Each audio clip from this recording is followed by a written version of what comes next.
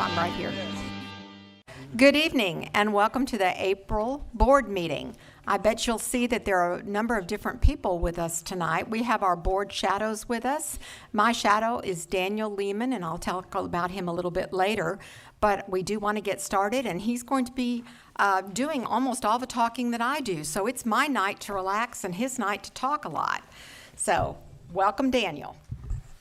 Hi, thank you all for being here. The Board of Trustees of Cypress-Fair Independent School District is now convened in a regular meeting on Monday, April 10th, 2017, in the boardroom of Cypress-Fairbanks Independent School District Instructional Support Center, 10300 Jones Road, Houston, Texas, at 6 p.m. I want to welcome the members of our audience and of our television viewers to this meeting of the Board Trustees. As the Cypress-Fairbanks Board of Trustees, we are here to set goals, listen to reports from the superintendent, approve budgets, contracts, personnel appointments, and make policy for the district.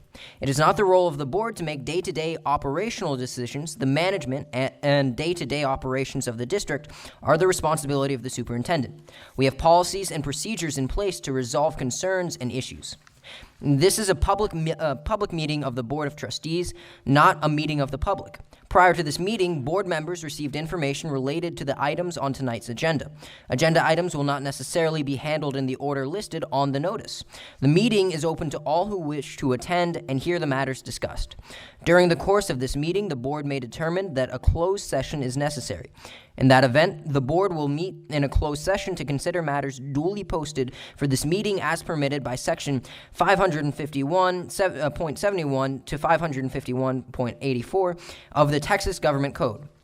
These proceedings are airing live on CFTV Channel 16 and CFTV online on the district website. They'll also be rebroadcast throughout the month on Channel 16 and available as video on demand on the website. For the tape to adequately reflect the proceedings, I respectfully ask that you please refrain from talking while others are speaking and that cell phones are turned off or in silent mode. Thank you for taking the time to join us this evening and for your interest in the Cypress-Fairbanks Independent School District. I would also like at this opportunity to recognize the Anthony Middle School Leadership Academy attending tonight, and if they could stand.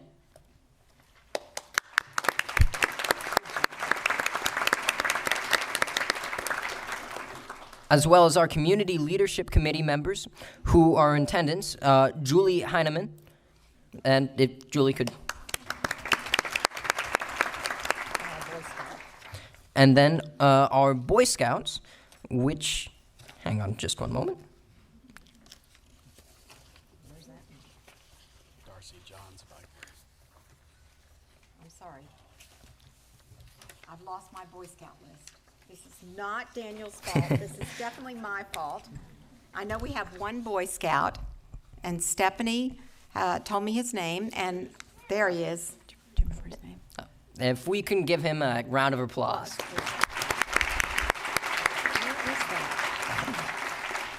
When we find that piece of paper, we're going to give his troop number and all that good stuff. All right. And in a moment, we will stand for a moment of silence and the presentation of colors and the Pledge of Allegiance. Cypress Creek High School JROTC cadets present the flag for the Pledge of Allegiance, and those are Cadet Second Lieutenant Gavin Giles, Cadet Airman First Class Michaela Gray, Cadet Major Chalice Plata, Cadet Staff Sergeant Storm Buzik, and sponsors are Major Craig Lawrence and Master Sergeant Richard Ray. So if everyone will please stand for our moment of silence.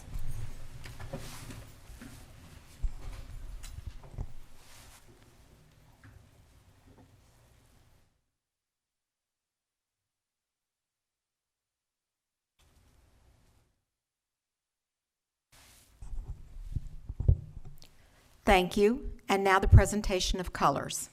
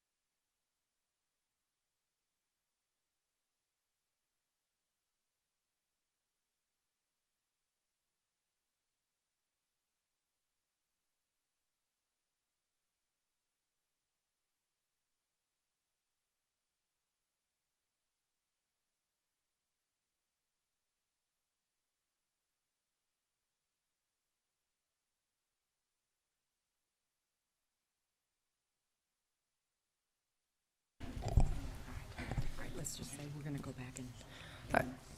So we're just going to go back and recognize the Boy Scout, Adwhite Atreya, who's working on his citizenship badge. So from Troop 179. So congratulations. Now, board member Christine Hartley will read the district's vision and mission statement for the benefit of the audience. Okay, this will be Hayden Hartley reading the Vision statement: learn, empower, achieve, dream, lead. Mission statement: maximize every student's potential through rigorous and relevant learning experiences, preparing students to be 21st century global leaders. We will now move on to the special recognitions portion of the agenda. This time, the board is going to recognize all of the different shadows that we have here. Ms. Hall, would you like to start and say something? Yes, President Mingoya, Board of Trustees, and Dr. Henry, it is my pleasure to introduce to you this evening the students participating in our annual board shadowing project. The students in attendance tonight each represent one of the 11 high schools in our district.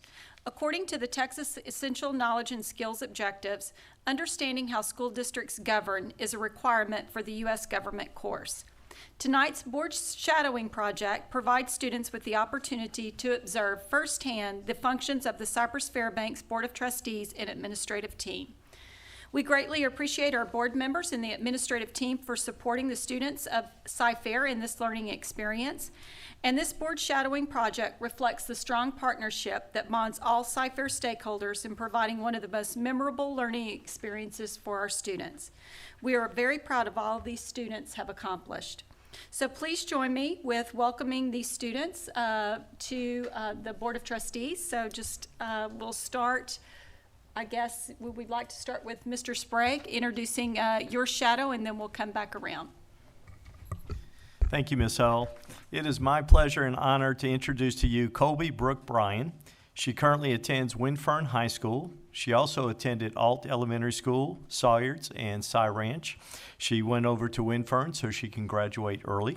Her plans are she wants to attend Blinn College in Bryan, and she's also interested in the University of Utah and has been accepted there in Salt Lake City, but she's probably going to go there in her second year.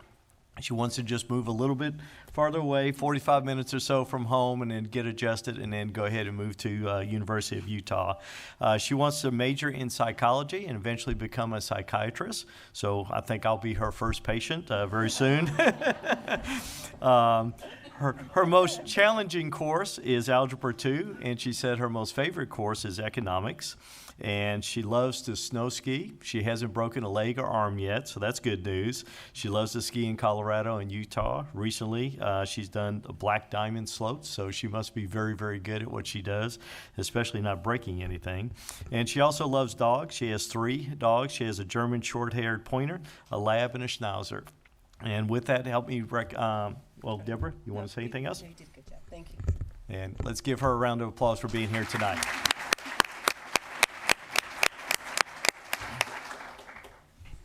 Good evening. It's my pleasure to introduce to you Avery Davis from Cy Ridge High School. Avery plans to attend either Baylor, TCU, or Pittsburgh College, majoring in biology and then pre-med to get ready for medical school. And I'm sure that he will be the one to find the cure for many of the things that plague people now. I know as an aging senior, it's a new world every day, so I'm depending on you, Avery. His most challenging course in high school has been Calculus AB, and his interests are athletics, watching movies, reading books, and most importantly, family time. Tells you what a great young man he is, and I am so excited to have you here tonight shadowing me.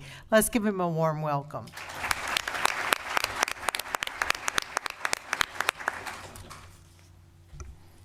That's amazing. Our first 2 shadows, we got a psychiatrist, future, and a doctor. Both can help you, Dr. Henry. That's fantastic. It's probably just a rash. You'll be okay. It's my pleasure to introduce my shadow, Muhammad Akil from Langham Creek High School. His principal is Mr. David Hughes, who's in the back. He's been eyeing us to make sure we don't get in too much trouble, which you might want to leave early. Muhammad went to Wilson Elementary, McPhee Elementary, and Sheridan Elementary without moving at all. Typical Cypher story right there. And then he went to Watkins Middle School, and he's going to finish with honors, I might add, so something else we don't have in common, at Langham Creek High School. He's a character. After high school, he's going to be going to the University of Houston in the Bauer College of Business Honors. Another thing we don't have in common. This is a miracle. We match up pretty much perfect. His intended major is going to be business management, and his most challenging course in high school was calculus. Didn't take it. And his favorite course is English. Muhammad got here a little bit late tonight, but with good reason. He's a member of the Langham Creek High School Choir, and they were at the Bluebonnet American Classic this weekend. And when we were visiting, there were 24 choirs to perform, and they were the last to perform. And before they left, the judges grabbed them and said, "Congratulations, you're first place." Oh, So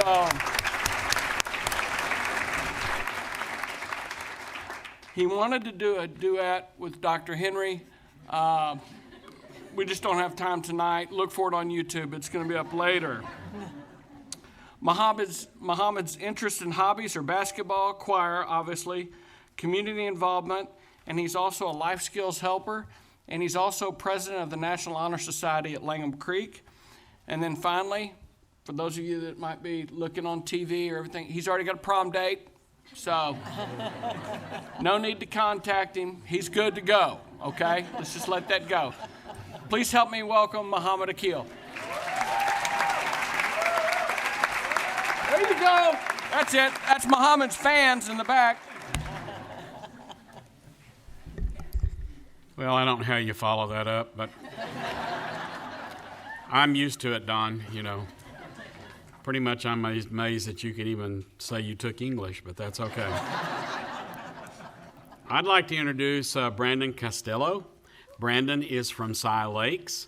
He got to Cy Lakes via Metcalf, Tips, Truett, Kayla, Langham Creek, and then finally Cy Lakes. I think he was just trying to find a real good place where he thought he could really be the star, and that's what he did. Because he is planning to attend Texas A&M University Commerce and major in visual communications with an emphasis in art direction. He is editor and creative manager of the newspaper at Cy Lakes. He's also on the staff for the yearbook. He is a historian and PR of the National Honor Society. He hated chemistry. I hated chemistry. That's pretty much all we've got in common. He particularly enjoys art and journalism, which is obvious since that's what he's going to be majoring in. And I was told that he can do an awesome impersonation of someone with silver hair and wearing Mr. Rogers' cardigan. And I'm not sure exactly what that was, except I think I got 4 in my closet. I'm just saying. He also, his mother is a floral arranger for one of the grocery stores, and he actually worked there Valentine's Day, and he doubled their sales at the tent part, and I think that he obviously is going to be in communication and doing an awesome job. So welcome, Brandon. Oh, I'm sorry. He does have a sister that's going to Thornton, and his mom and dad live here too. So welcome, Brandon, to our Shadows.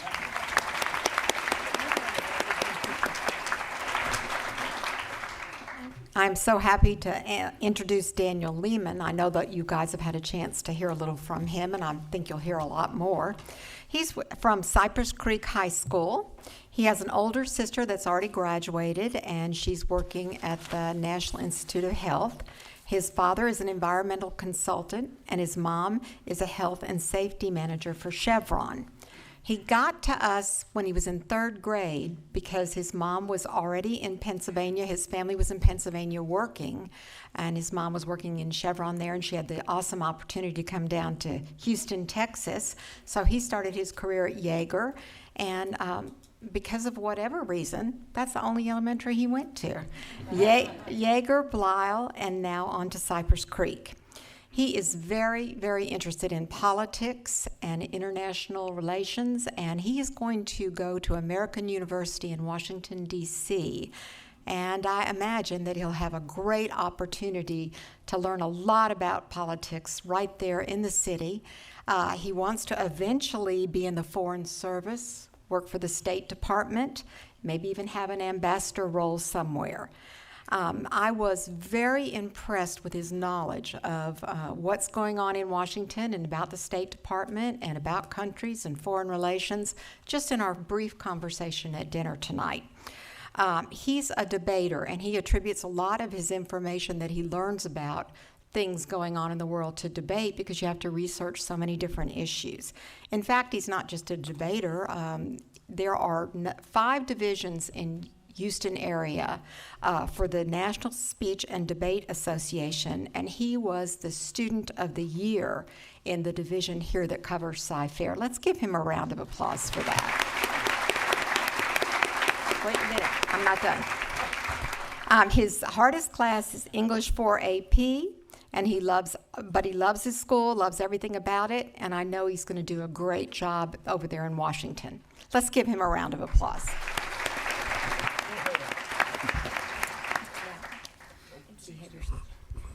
It's my honor this evening to introduce and be shadowed by probably the student I've known the longest in Cy-Fair ISD. 6 years ago, I met Tanner Ryan. Tanner was an Adam Elementary and an Arnold Middle School student, and he's graduating this year from Cy-Fair High School. Tanner was a Bobcat. He was on the football team, but probably his greatest athletic accomplishment for 2 years running, he was a Cy-Fair Sports Association head coach of the Outsiders basketball team. Mullets. They're called the Mullets. I know that Tanner has been very involved also in his church and church camp. And Tanner is an honor graduate. He has 2 older siblings that also graduated from Cy-Fair High School. And they're doing very well. And again, having known Tanner for quite a while, I know he's going to do great things in life. He's very, very bright, and he has a great personality, which I know both of those things will carry him far. After school, he will be attending the University of Texas A&M Galveston. He actually was accepted also to College Station, but he chose to go to Galveston because he intends to major in maritime administration. And again, I know that's a great place for him to be. Without a doubt, the most challenging course he has taken is Environmental Science AP, which he's currently taking. And I talked to someone real close to him, and she told me in all of the years as being an educator, which is 35, Tanner has the worst case of senioritis that she's ever heard about. But I think it's just 33 days, Tanner, so I think you can make it. 27 days, okay. Yeah. Not that he's counting. Tanner spends most of his time outdoors, either fishing, hunting, or riding ATVs, and of course he's a huge sports fan, especially football. And I would say that Tanner has a great mom. And he's done a great job over the last 18 years to overcoming his father. So I'd introduce Tanner Ryan to you.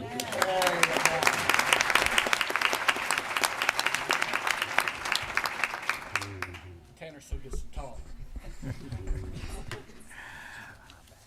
I am privileged to introduce to you Marshall Green from Cypress Springs High School. And Marshall is very rooted in our district. He has 2 sisters who've graduated in Cy-Fair. one from Cypress Falls and one from Cypress Springs, but even deeper roots than that, he has two parents that work in the district and coach in the district. His dad, Marshall, coaches at Cy Lakes, and his mom, Charlotte, coaches at Truett. And he was sharing with me that he had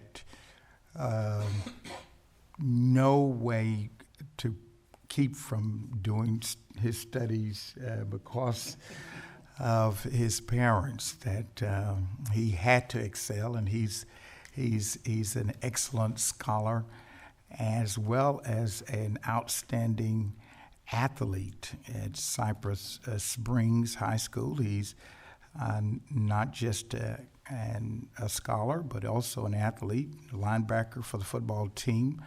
He's been on the wrestling team and also the track, doing the shot put and the disc. And he is headed to the Prairie View A&M University, and he's going to be an engineer.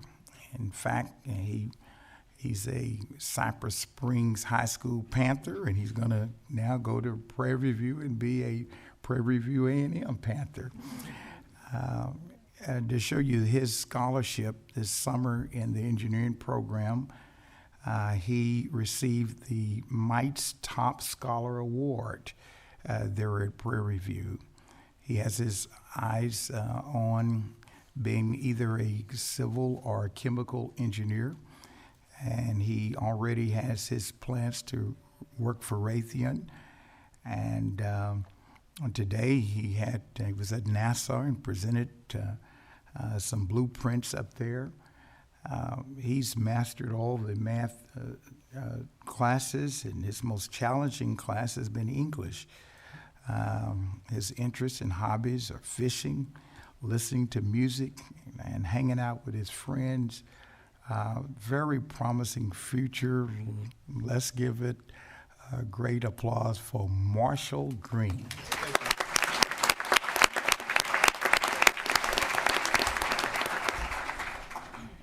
Hi, I didn't make any notes. I'm just going to try to wing this. I want to introduce Hayden Hartley, and yes, this is my child, so I've known her the longest. Anybody's known their board shadow. But I'm very proud to introduce her to you. She is an amazing person, human, and child. Hayden is going to be graduating from Cypress Ranch High School, summa cum laude. She's going to be attending LSU in the fall, joining her sister, who's currently a sophomore at LSU. She also has a sister who is in 7th grade at Salyards. Hayden attended Alt, Swinkie, Spillane, Salyards, and then Cypress Ranch. I always talk about some of my children that have been part of the rezoning. Here's one of them. She is going to major in nutritional sciences. She has been dancing since she was 3, and I'm very proud to say she's been the captain of the Cypress Ranch Classics this year, being in charge of 86 girls. She is very involved in her youth group at church and loves to help people in any way she can. So, Hayden Hartley.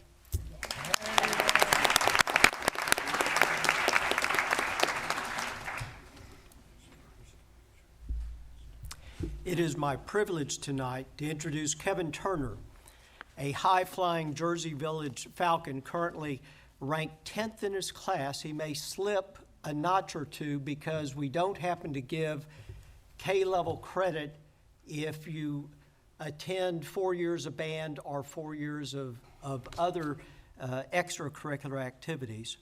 It was a joy for me to meet Kevin, and we have many points of convergence. And you IT folks in the crowd, when you think about what I said, it'll bring a smile to your face.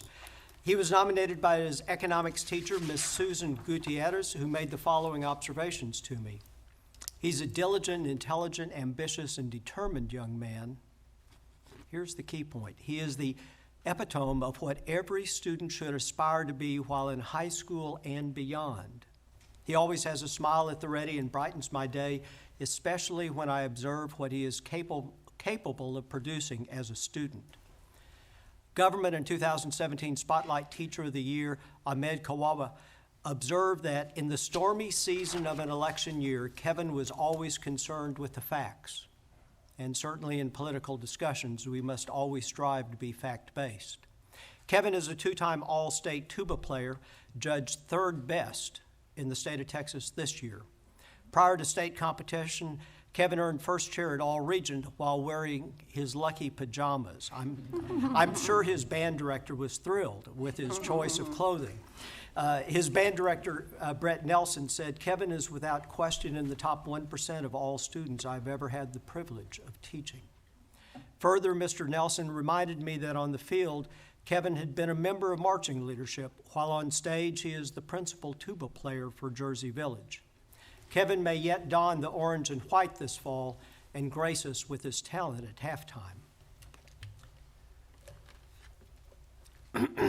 Kevin is the creator of Talk, the Informat Alarm app, and the Jersey Village app, among other bits and bytes.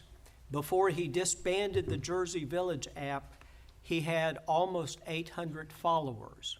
He stopped the app primarily because it cost money to run apps, and he was paying for the app to run on a server. In 2016, as a junior, Kevin was one of 350 students from around the world to have been awarded a scholarship to Apple's Worldwide Development Conference in San Francisco. IT and computer science has become his passion, and he plans to become an SEDEB. You know, back in my day, we were called code heads. This is short for Software Engineer Development, after he graduates from UT Austin. At UT, he will be joining his older sister, Cynthia, also a Cy-Fair product. While at the conference, Kevin made certain to have his selfie taken in front of the Twitter headquarters. Did I mention that Kevin likes to tweet? You have to understand, folks, the information sheet that I was given by Kevin is completely devoid of information. If I wanted to say there was a paucity of information, that would be overstating it. But since he's a tweeter, I learned much about him. Some of his tweets that I'm happy to repeat. "My printer is out of black ink. I hope my economics teacher is cool with my assignment being written in blue." A little later on, "Can we just skip to the part where I get an acceptance letter?" And then moving a little closer to the year-end grades. "Hopefully I can pull a Tom Brady with my grades." Kevin, your teachers assure me that you are an academic Tom Brady, and your come from behind victories in your chosen field in the future will become legendary. Please help me welcome Kevin Turner.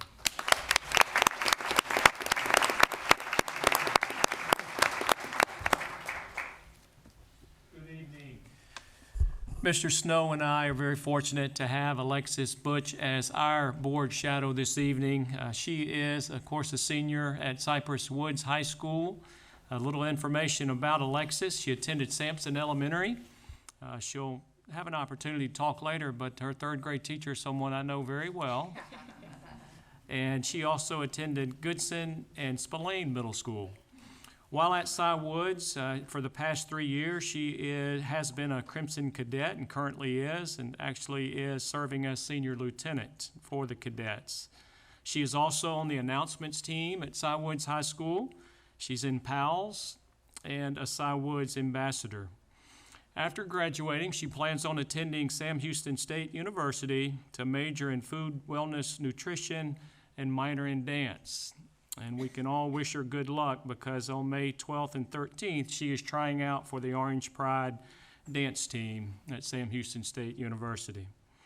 Her not-so-favorite class is math, and her favorite class is English.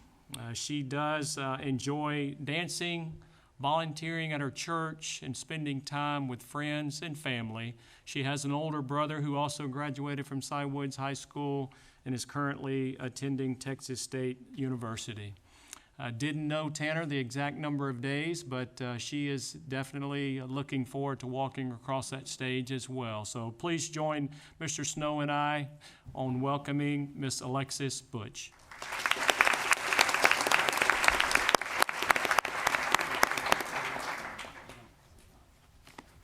Good evening. Ms. Hall and I have had a great time getting to know Allison Yarto, and we've shared her with Marnie as well. Allison attended Moore Elementary and Hamilton Middle School, where Ife Ogumake was her principal and takes full credit for her. and then on to Cypress Falls High School. As we visited with her, we learned that she loves art. In fact, art history was her favorite class.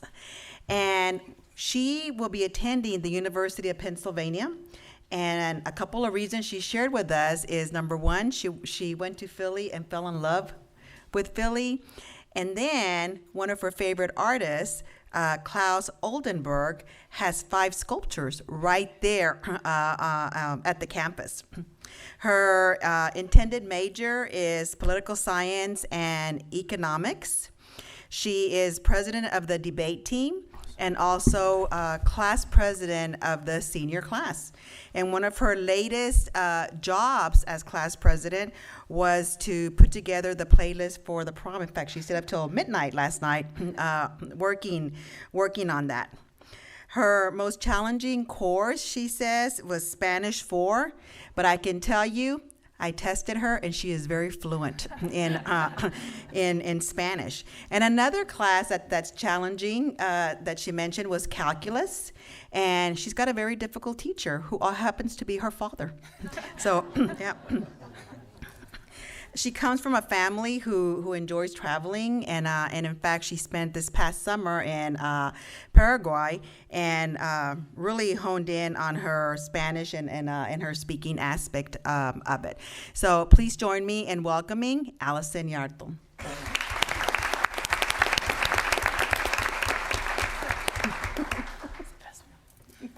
I guess you can see why we're so happy to have these extraordinarily gifted students with us tonight. It's always so much fun to hear about the students and their interests and all the activities they do.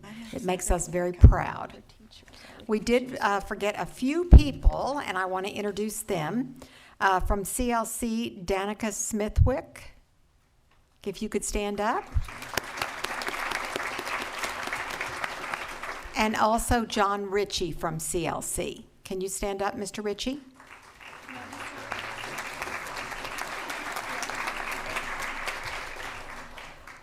All right, we have a couple of other Boy Scouts, too. Alex Quinn with Troop 901. Would you stand up?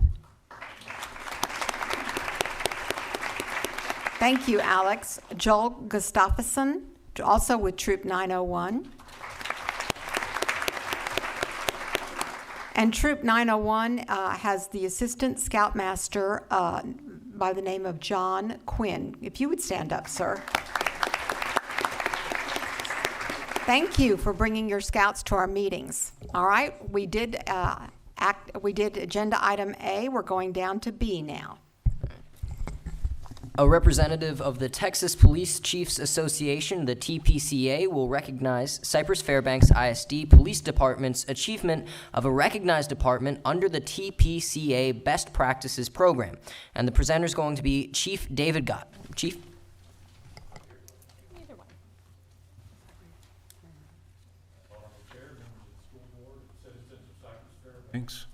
Good evening. My name is David Gott. I'm the Chief of Police in Hedwig Village. Tonight I have the honor of representing the Texas Police Chiefs Association Recognition Program. The TPCA is an association made up of over 1,100 professional law enforcement executives throughout the state who are dedicated to improving the delivery of police services. I'm here this evening to present the Cypress-Fairbanks Independent School District Police Department a certificate of recognition for achieving compliance with Texas law enforcement's best business practices. Many of you are already aware of accreditation programs. These are programs of professional excellence that require independent proof with a set of rigorous standards. The Texas Best Practices Program is an accreditation program that has 168 challenging standards for Texas law enforcement. These standards address the full range of law enforcement operations, such as use of force, protection of citizens' rights, vehicle pursuits, officer training, arrest, search, and seizure, patrol and investigative operations, and property and evidence management. This program has become the new gold standard for professional law enforcement in Texas, and agencies across the state are working diligently to meet these requirements. And this is a voluntary program. No one forced the department to participate. About 2 years ago, Chief Bragg and the Cy-Fair ISD Police Department began the process of proving its compliance with these difficult standards. And they had to prove their compliance to well-trained, independent assessors. And it's not easy to comply.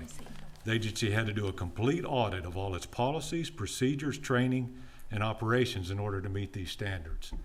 And this process culminated in February of this year when 2 trained assessors, police chiefs from other parts of the state, made an on-site inspection of the department. These assessors interviewed staff, inspected facilities and operations, rode with field officers, and they ensured compliance with each and every standard. Their report was then sent to the Recognition Committee, which is comprised of 9 serving police chiefs from across the state. They reviewed the report and they voted to award recognized status to the Cypress-Fairbanks ISD Police Department, and that vote was unanimous. There are currently over 2,400 law enforcement agencies, but only 137 have achieved recognized status. This evening, we officially recognize Cypress-Fairbanks ISD Police Department as the 136th recognized agency in the state of Texas. Now, what does this mean to you? The recognition program assures this board and the citizens of Cypress-Fairbanks that your police department is operating in a manner that reflects the current best practices of Texas law enforcement. It means your police department is one of the very best in the state. And this isn't the end of the process. The department will have to submit annual reports to assure continued compliance, and then in 4 years, we'll be back for another on-site inspection to ensure the agency is continuing to comply with the standards. Your police department has proven to trained and independent assessors that they are one of the best in our state, and you should be very proud of their accomplishments. Chief Bragg, if I can get you to come up for the certificate.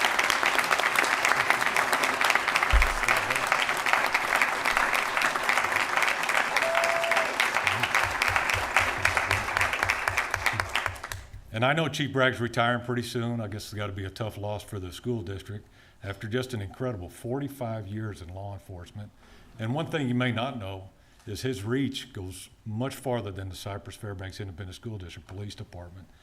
He's been involved in Houston area law enforcement for, I don't know, longer than I've been a policeman. I've been a police 37 years. Makes me look like a rookie compared to Alan. He is past president of the Houston Area Police Department, 2-time past president of the Houston Area Police Chiefs Association, and he's just had an incredible legacy that's really going to be hard on all of us. And getting this recognition program will truly leave a lasting legacy for this police department. So, let's read this. The Texas Police Chiefs Association Foundation Incorporated. To all that see this certificate, know that the Cypress-Fairbanks ISD Police Department, having fulfilled the necessary qualifications and mandatory requirements of the Texas Police Chiefs Association, Texas Law Enforcement Best Practices Recognition Program, by voluntarily proving their compliance with the Texas Law Enforcement Best Practices, the Texas Police Chiefs Association Foundation Board of Directors does hereby award this certificate of recognition effective it was effective on the 16th day of February 2017. So, congratulations, Alan.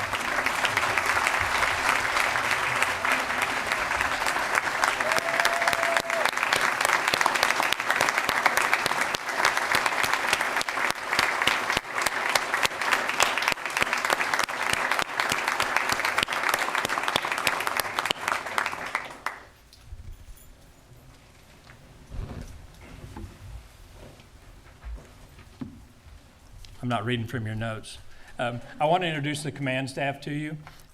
First of all, I want to introduce Lieutenant Sanders first. We found out today, he is the first officer in the state who has done 2 recognition programs. He did it at Hedwig Village Police Department when he was there.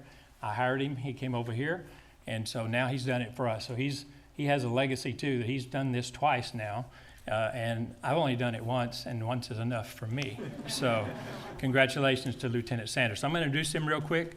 I have Assistant Chief Mike Baker down here on the end, and we have Captain Matt Williams, Lieutenant Jesse Carroll, Lieutenant Sanders, And then back here in the back, we have Lieutenant Banks. So without those guys,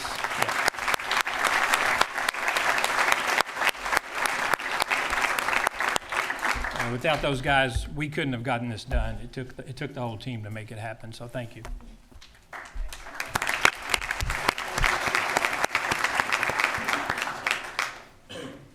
Thank you and congratulations, Chief. Now the superintendent will make remarks and announcements, including the honors and achievements earned by staff and students in recent weeks.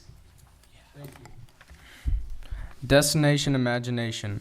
13 CFISD Destination Imagination teams walked away victorious from the Gulf Coast Regional Tournament held at Seven Lakes High School in Katy ISD. More than 300 teams competed for the coveted honor of advancing to the state tournament to be held in Lubbock, Texas. Cy Falls Golden Eagles clinched state championship. The Cypress Falls High School boys basketball team won the school's first ever UIL Class 6A state championship 63-57 on March 11th at the Alamo Dome in San Antonio. The Cypress Ridge High School boys soccer team defeated Fort Bend Travis in the Regional 3 6A quarterfinal on April 4th to advance to the regional semifinal. Administrative reassignments. At this time, I would like Roy Garcia to introduce our new principals for Copeland and Keith Elementary Schools. Thank you, Mr. Ryan.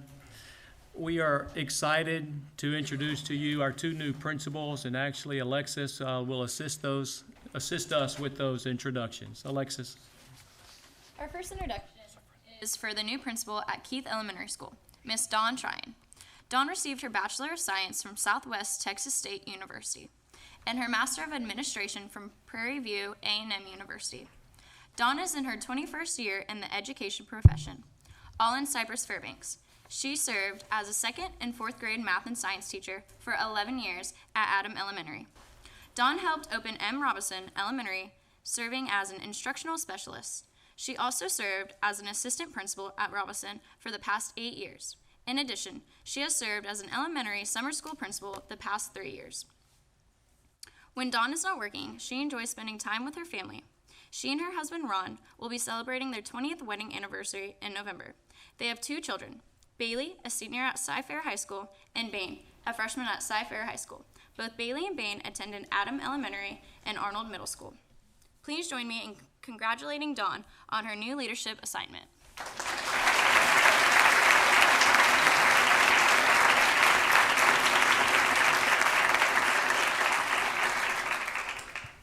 Our next announcement is for our new principal for Copeland. That's what I was going to do. President Mongoya, the board, Dr. Henry, it is a privilege and an honor to serve and lead as principal at Keith Elementary. Just after 3 days, I've already experienced the rich traditions and the positive culture of excellence that's already established at Keith. I'm super excited to be a Keith Cougar, and even more thrilled to be here this evening with you, with my family, friends, colleagues, and mentors. My husband Ron is here, and our children Bane and Bailey. Stand and wave.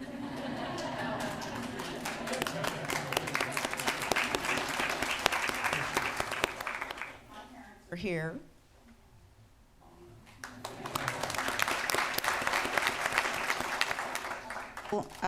In-laws are here as well. Thank you all for coming. Some amazing colleagues over the years, and so I appreciate my Adam friends and mentors, Donna Harden, Beth May, and Dawn Triska, for the opportunity and for being phenomenal instructional leaders. Rob.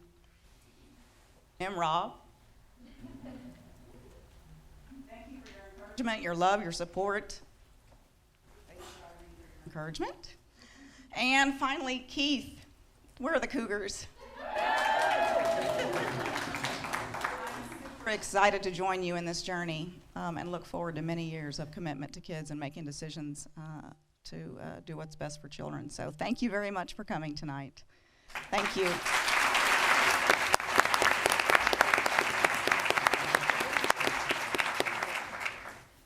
Our next announcement is for our new principal for Copeland Elementary School, Miss Ann Melanson.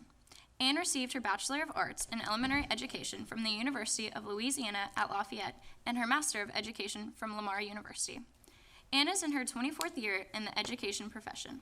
She served as a classroom teacher for 15 years. She taught second grade for 4 years in Lafayette Parish Schools in Louisiana before moving to Cypress-Fairbanks. In CFISD, she served as a PPCD and ESL teacher at Metcalf Elementary and a reading enrichment teacher at Kirk and Sheridan Elementary. She also served as a curriculum coach at the Instructional Support Center for 3 years and served as an assistant principal at Berks Elementary the past 6 years. In addition, she was the summer school principal at Duryea Elementary last summer.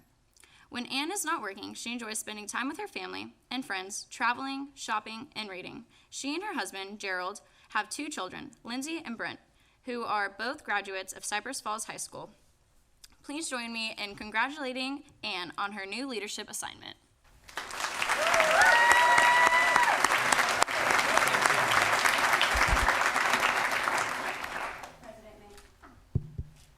President Mongoya, Board of Trustees, and Dr. Henry, I want to thank you for this amazing opportunity to serve as principal at Copeland. It's been a smooth transition. I've made it through just about 3 weeks now, and I can tell you I'm already in love with the staff and students and families at Copeland. So thank you so much for this wonderful opportunity and for your belief in me. I want to thank Dr. Linda Macias.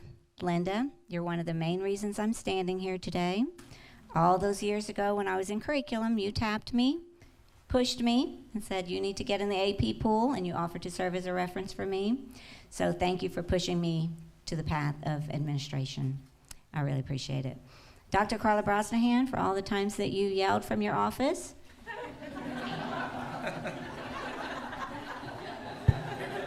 Am I losing it? You're going to have to get in here and learn how to do this when you're a principal. Me so many lessons. Carla, you've been such an inspiration to me, and I am so blessed to be working so closely with you still so that you can continue to coach and guide me. And my wonderful family's here tonight. My husband, Gerald, who cut miles and miles of laminating for me when we were dating. That's when you know he's the one. And just all the things that he's done to support me, and who knows what I'll ask you to do in this new role, but I know he'll do it. And my great kids, to Brent and to Lindsay, who had to listen to all of my endless school stories, and I still put them to work when I have all these great ideas of what I'm going to do for teachers, and let's get an assembly line, chop, chop, and just have them always working for me and helping me. I'm so proud of you both, and I'm so appreciative of you. And Robert Vines, my wonderful son-in-law, who is my IT support. I'm pretty sure when he sees my number coming up, he'll make that face. Oh, this is not going to be good. But he is so patient and so kind, and he'll just walk me through every technology problem that I ever have. I'm so happy you're a part of our family.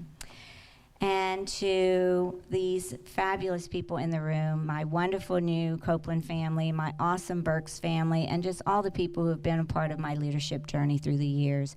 Just so grateful and thankful for all of these people who have supported me, loved me. I'm so blessed and honored to know all of you and to continue to grow and learn from you. So thank you so much for the opportunity. I'm excited about the future of Copeland, and I just thank you so much for the opportunity to lead and to serve.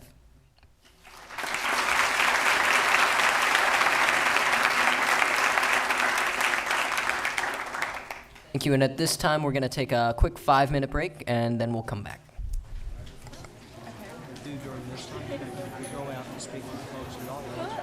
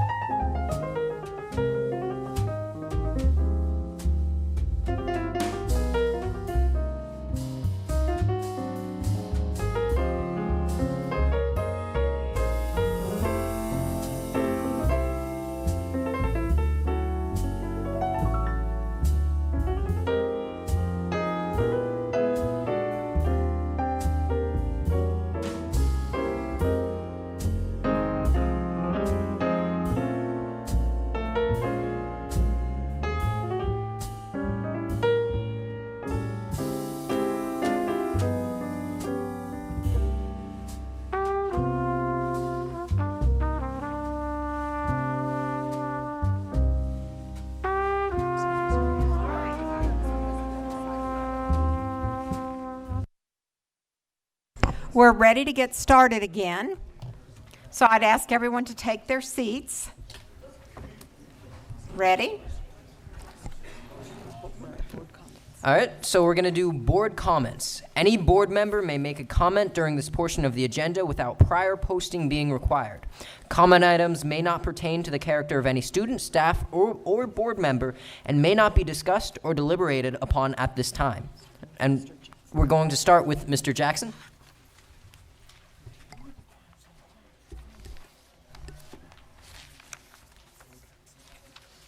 I made all of my normal stops throughout the district.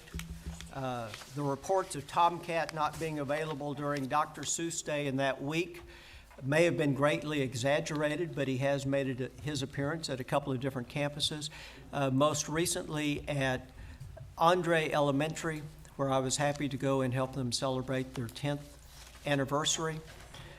Woody Andre, of course, was the principal my children started with over at Lowry for 1 year before we were rezoned over to Feast. I would also mention that April is the month where we also recognize Holocaust remembrance. My father and my two uncles both fought in World War II against an evil regime that stained a standard patriotic salute. My dad's kid brother died in aerial combat on Thanksgiving Day of 1943. My dad and my mother's brother both survived the war. Both of them liberated concentration camps. I learned those lessons well as a child growing up. These are obviously lessons that we should never forget. Thank you.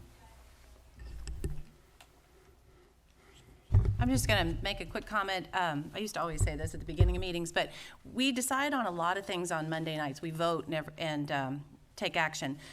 I just want to remind people of all the discussions we have on the Thursday night. This week especially, it was a 3.5-hour meeting. So sometimes on Mondays, it might look like we're just voting on something without a lot of discussion. But I like to remind people that so much discussion takes place on Thursday nights before we get here. Thanks.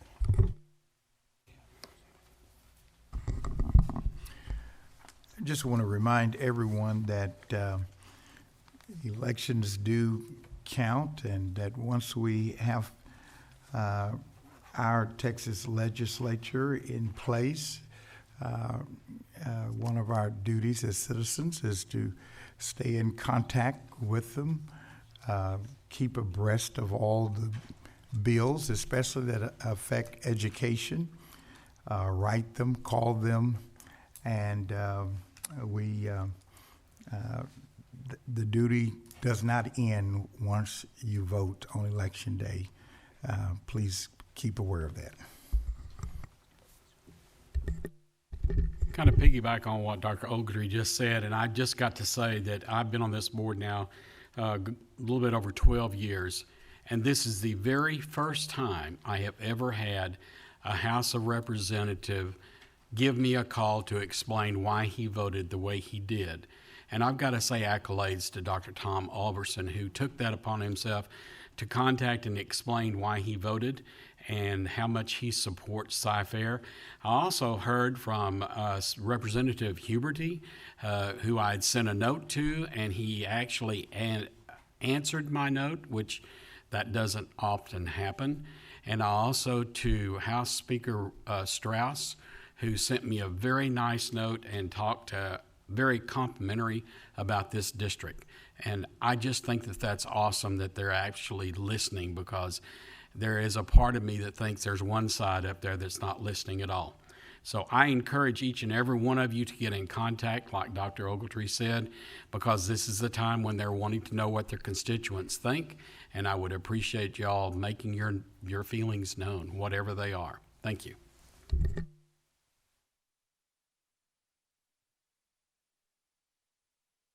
I just agree with what Bob's just said, because I too had a call from Representative Oliverson on Friday morning, and it just goes back to what I've always said about advocacy, is that you really have to work to establish a relationship with your elected officials so that they know they're accountable to their constituents, and although he's I guess you'd call him a rookie, this is his first session, but I'm very impressed with him in the fact that he took the time to call us and make sure that we understood his vote and why. Thank you, Ms. Blackshear. I just wanted to make a couple of brief comments. One is that I was able to attend the Ready, Set, Teach class last month, and I really did enjoy the fact that those students were so interested in pursuing teaching as a profession, and they were interested in learning as much as they could. Their teacher is Miss Abby Wester Parsons, and I was very impressed. The kids spend about 200 hours in the classroom during this high school process if they take it in both their junior and senior year. So they get a really great look at what is going on in our classrooms, and it's a great preparation for that career and for their student teaching. They are going to visit us in May, so we look forward to introducing them at the May meeting. And also, TAP Camp, once again, teamwork, ambition, and perseverance took place for some of our homeless students over the spring holiday break, and it was, once again, a really inspiring occasion to visit the camp and to see the instruction that was going on, the fun activities that the kids were enjoying, all the different things they were learning about math to make them even better than they are in our classes. And it was really a joy this time, because I got to go to the final presentations and see the students perform and talk about what TAP Camp meant to them. And each class had at least one or two presenters, and truly it was an inspiring Friday afternoon. So thank you for having me there, TAP Camp. I really enjoyed it. Darcy, I forgot my tip of the hat. Could I interject? Thank you. Approximately 10 years ago, I attended a Cracker Barrel, and of course, a Cracker Barrel is where candidates for school board come to speak. I asked during that meeting, who here will be an advocate for public education? The first person who fielded that question said, that is not our job as trustees. Every one of the other candidates followed suit and basically agreed. I am amazingly proud of this board because this board has stood up singly as well as a group to be advocates for public education. And so tonight I tip my hat to my colleagues for continuing to support not only this district, but public education across the state. Thank you, Darcy. Thank you. And now to citizen participation. Patrons who have duly registered per policy bed local may address the board regarding matters of concern or interest to the district. Other than the character of any student, staff, or board member, I would like to remind the audience and the viewers that the comments of the speakers reflect their own positions or opinions. The board may not discuss or act upon any matter that is listed under the actions item portion of the agenda. Therefore, board members may not discuss the comments of speakers. Please understand that a lack of response from board members does not indicate agreement or approval of the comments. Each speaker will be given 3 minutes to address the board. Bob Covey, Secretary of the Board, will be the designated timekeeper. And so once you are a designated speaker, just please make your way over to that podium. We have 3 speakers tonight. The first is going to be Maria Castillo. Go ahead.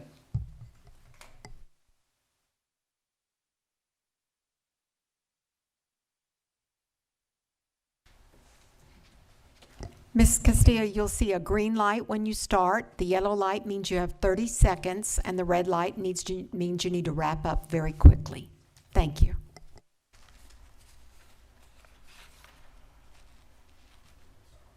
Is that my green light? Go ahead and start? Okay. Board members, I'm here today, the mother of a Cypress student that it's going through so much. We're going through so much right now. He's been in a situation where he's being sent to ALC. He's being suspended for something that it was a group of kids that I'm not understanding it anymore. I have already exceeded and gone through the process with all the system, the school. My son has never, ever been in trouble before. There's statements from all the kids, and I gave packets to every single one of you members that says that my son was not a participant of what it's being told. Besides not being a participant, my son has always struggled. Right now he's worried because he's at ALC where they do not provide upper level assistance. He's worried about his GPA dropping or losing the credits. He is a football player, a soccer player. He volunteered in these past elections. He's just such a great person, such a good overall kid. I'm just here to please beg you, request you to please look over the documents that I brought you, the forms, and help me because my son is in the process of being expelled from school. He just got arrested from ALC, taken for a minor incident that he had nothing to do with. There's the statements from the kids, and from day one, I was told, even if your son is not guilty, he didn't participate, if he was not, he was there. So just by the fact that he was there, he's already guilty. But another kid was also there, and he was let go. Okay, what is it? Is it socioeconomics? Is it Latino, the problem? I'm just trying to figure out what it is.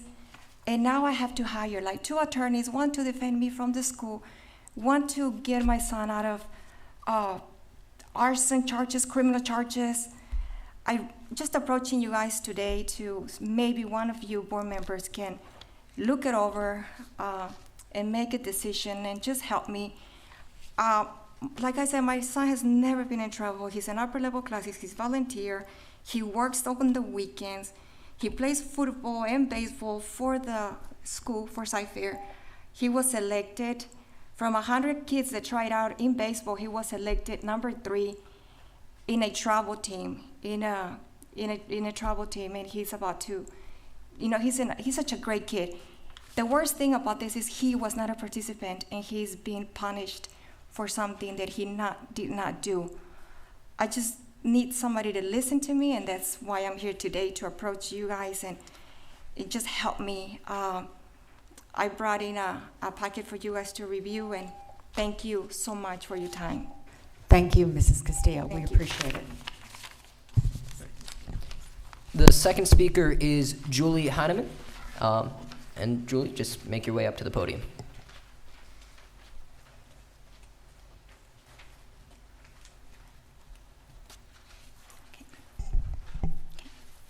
Good evening. My name is Julie Heineman, and I currently have 2 children attending Cyfair ISD schools. I'm also a member of a volunteer organization called the Community Leadership Committee. We are a group of business people, parents, clergy, and retired folks who volunteer our time and energy in support of our local school district. We strive to understand how decisions made in Austin by our lawmakers impact our schools, and then share that information within the community. We also communicate the other direction, towards our legislators, so that they can better understand our local issues and our expectations of their representation of us. As you mentioned, we often elect people to represent us, then we forget to hold up our end of the bargain, which is to give them feedback and input on what our expectations are of them. Tonight, I'd like to give the board an update on our efforts. Since January, when the 85th legislative session began, the CLC has provided almost 40 presentations to community groups in Cyfair. We have met with parent groups, Chamber of Commerce committees, Boy Scouts, National Charity League, and informally with our friends and neighbors. We have participated in a League of Women Voters Forum on education and attended the Texas Tribune Education Symposium held in downtown Houston. Just last week, a small group met with elected officials and their staffs in Austin, and a larger group is planning another visit to Austin later this month. All of these efforts are to educate the community and our lawmakers on how legislative decisions impact our local community. Personally, I've discovered that many people in our community and in Austin take for granted that Cyfair ISD is an exceptional school district, so why should we be worried? The CLC works to educate our community that changes in legislation can have significant impact on our kids, our property values, and our local economy. As the largest employer in the Cypress-Fairbanks area, many families rely on Cyfair ISD for financial security. As one of the most influential factors in property values and economic development, homeowners and businesses rely on a healthy school district for present and future prosperity. The CLC will continue our efforts throughout the legislative session, which will hopefully close at the end of May. We encourage all community members to become more aware of what changes are being considered by our lawmakers and how they will impact each of us. You can follow the CLC on Facebook or Twitter, or reach out to a member in your neighborhood. Thank you. Thank you. And now third speaker will be Sakina Branford.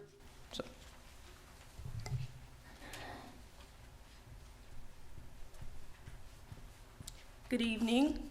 I'm Sakina Branford, Vice President of Cyfair TSDA NEA, and I'm here to recognize board members for participating in Read Across America.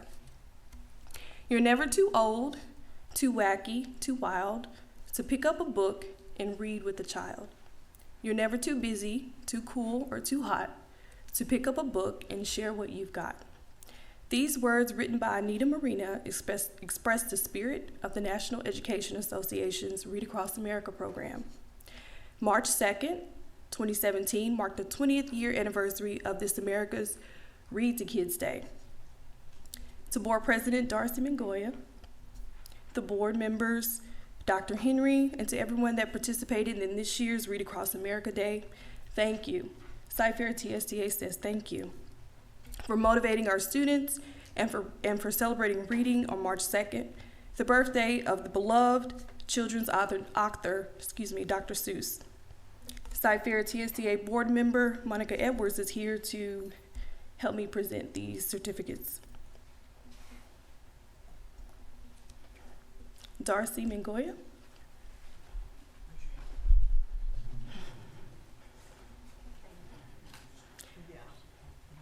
Mr. Don Ryan.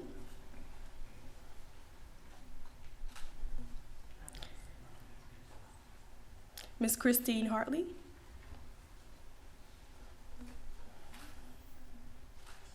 Mr. Bob Covey.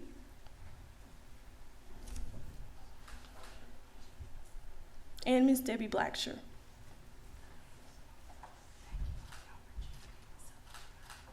There may have been others who participated that we may not, have names for, but if you send me those names, we'll be happy to give you the certificates. Thank you.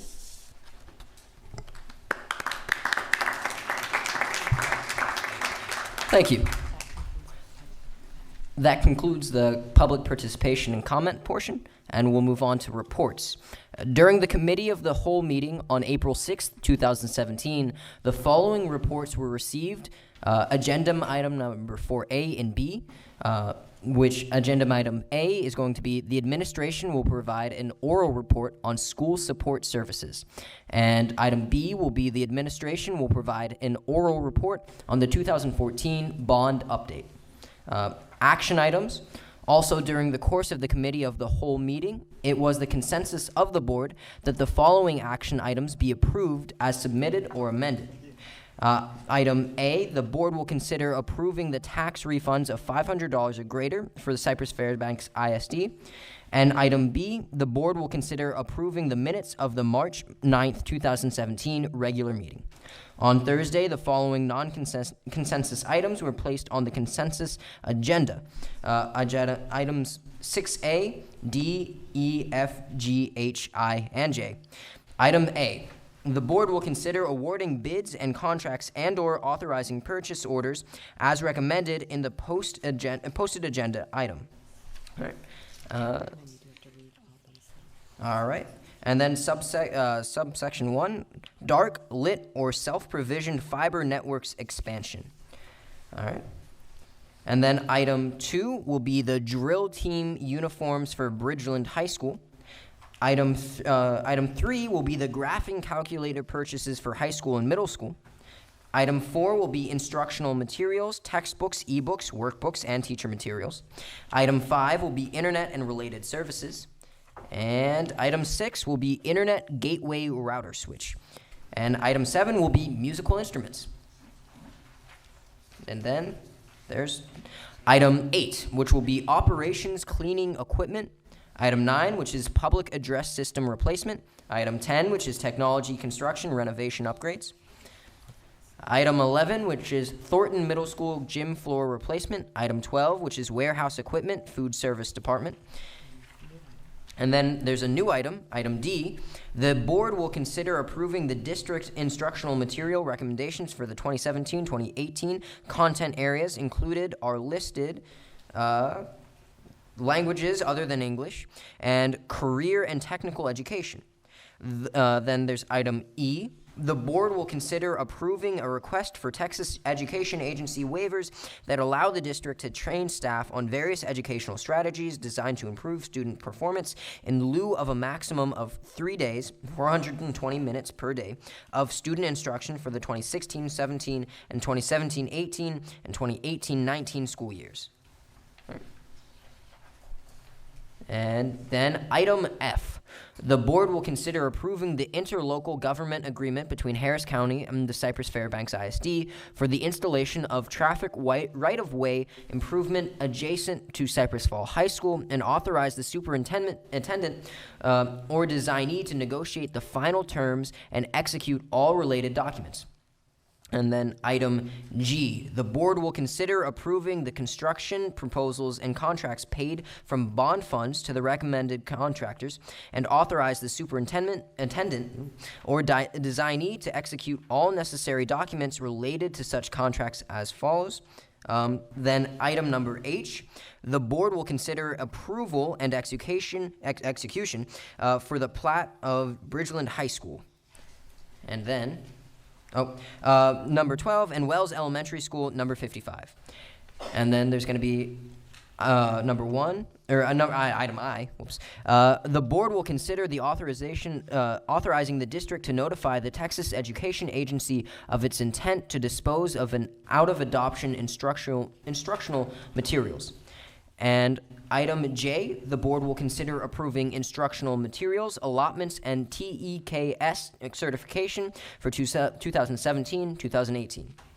If any board member wishes to remove one or more items for further discussion, please do so at this time. If not, I will entertain a motion to approve the consensus items as recommended or amended. I think that's... Go ahead. I approve the consent of agenda. Do we have a second? Second. All those in favor signify by raising their right hand. All those who are opposed? Seeing as it's unanimous, we'll move on. All right. So we're going to move to item B. The board will consider adopting a resolution nominating Dr. Mark Henry for the Texas Association of School Boards Superintendent of the Year. Do we have a motion? Mr. Jackson. Is there a motion?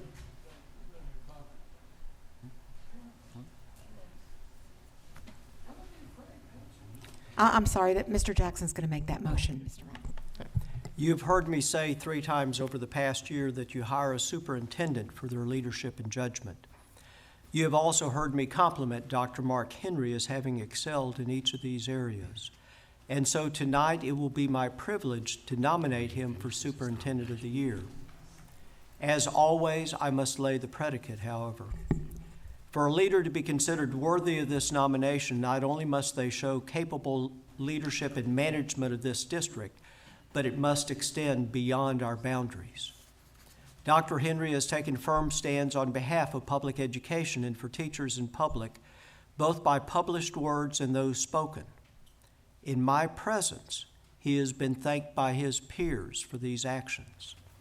Exceptional leadership is also measured by empowering those you lead to excel at the highest level. This empowerment is shown by the programs that you help foster. Specifics would include the Cyfair ISD Leadership Development Continuum, including mentoring programs for new principals, vertical meetings, Teacher Leadership Academy, and of course the highly regarded RRR Leadership Conference, in addition to increasing diversity in leadership positions. We have, without a doubt, the finest senior leadership team within the state of Texas, and I suspect one of the best, if not the best, in the nation.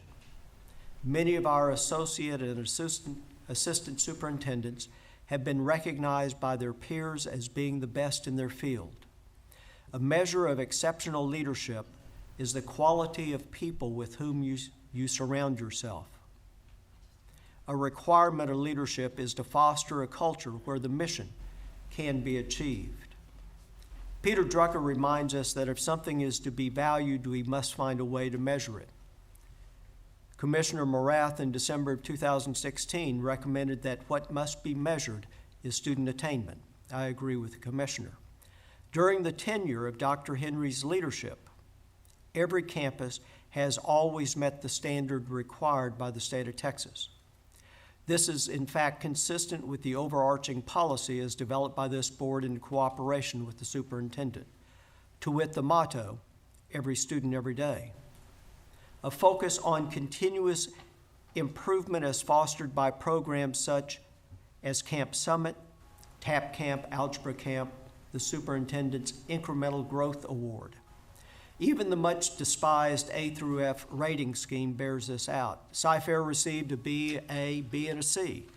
In the difficult to attain domain of closing the achievement gap, Cyfair ISD had a B. The only C was in college and career readiness. For those of you who heard my questions on this domain that I asked of Dr. Linda Macias earlier this year, you may recall that the TEA pronounced by their own measure that 81% of Cyfair graduates were career and college ready. That exceeds the good Lieutenant Governor's dream goal of 80%. Thus, I would argue that Cy-Fair ISD earned an A or a B in this domain as well. And of course, a final requirement of leadership is you must foster a culture where the mission can in fact be achieved. I would say and argue that Superintendent Dr. Mark Henry has in fact satisfied all of these standards, and accordingly I move that the board adopt a resolution nominating Dr. Mark Henry for the Texas Association of School Board Superintendent of the Year. Thank you, Mr. Jackson. A motion has been made. May I have a second? Second. Seeing as it has been seconded, let's open it up for discussion. All right, starting off.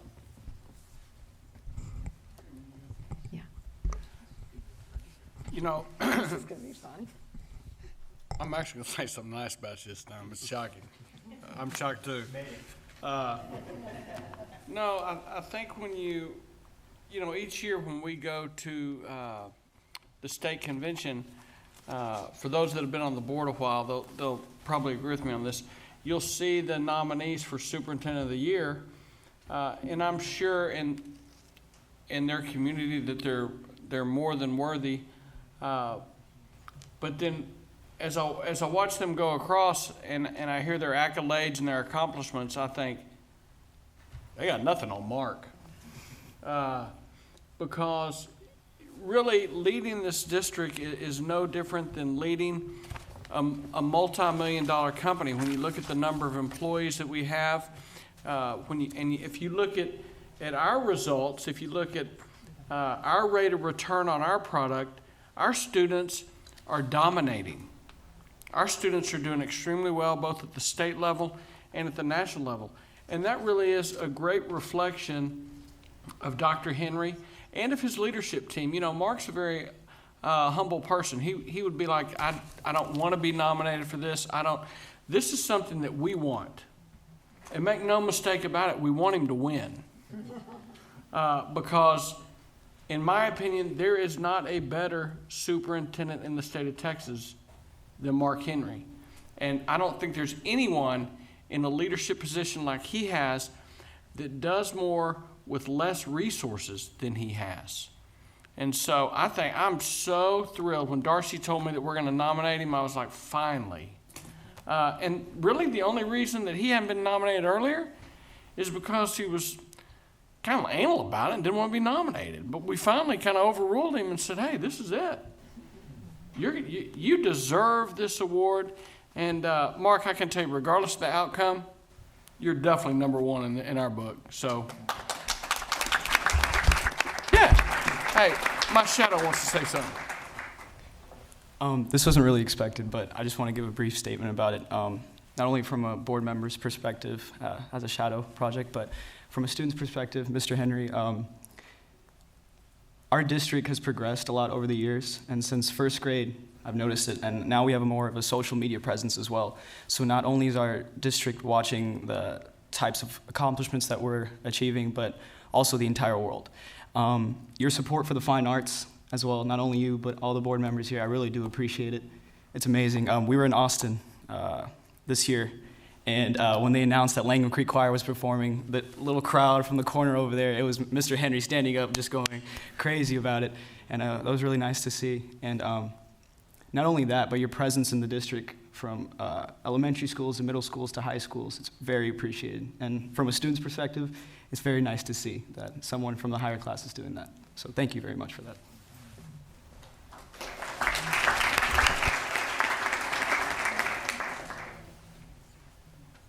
Thank you. Any more discussion? Mark, I'll just tell you, and as you know, that I've served on the TASB committee for finding the Superintendent of the Year for the past 3 years. And every time I sit through listening and interviewing anywhere from 16 to 20 superintendents, I come away knowing that we have the best superintendent right here in Cy-Fair. Sadly, if you make it past the region, and I certainly hope you will, I won't be able to serve on this committee again. So I'm kind of accused of publicizing Sci-Fair to the ultimate. And I would imagine that once they hear you, they're going to be convinced. And I just wish you all the luck because you definitely deserve it. Thank you for being part of us.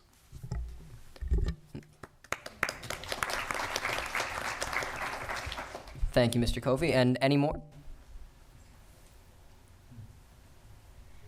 Mark, I just want to say how much I appreciate your passion for every student every day. I mean, it doesn't matter where our students come from, what lifestyle they have, where they start, you want them to achieve the highest. And I really, really appreciate that. And I think that that's what you have really put your thumbprint on in Sci-Fair, every student, every day. And I know that we will continue that because of you. Thank you.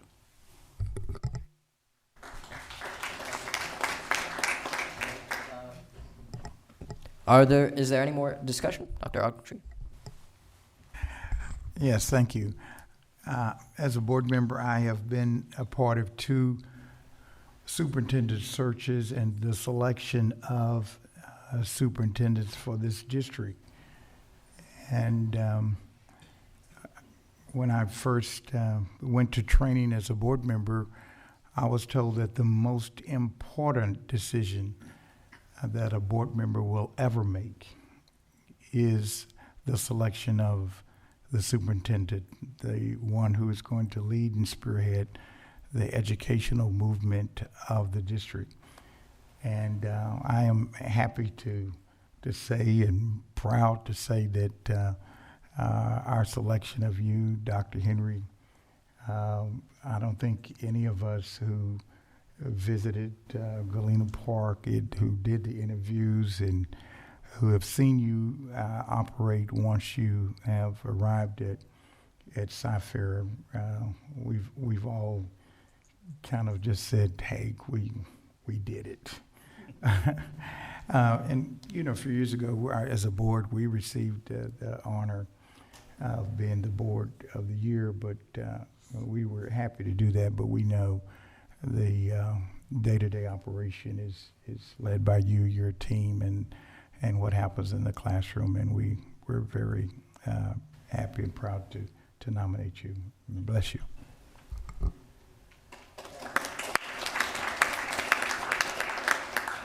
Thank you, Dr. Ogletree. And then, is there any more discussion?